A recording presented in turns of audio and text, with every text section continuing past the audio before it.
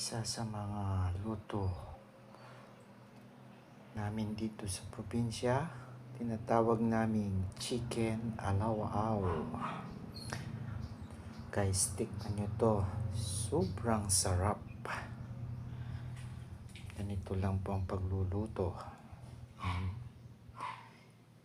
Pre-prito muna yung manok. Tapos, igisa yung laso na, bawang. Lagyan ng oyster sauce. Pagkatapos ng oyster sauce, lalagyan din ng soy. Ayan guys. I-mix lang yan. Tapos, bubuhusan ng Sprite.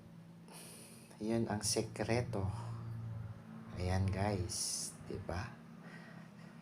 Tsura pa lang. Nakakatikim na. Ang sarap niyan guys.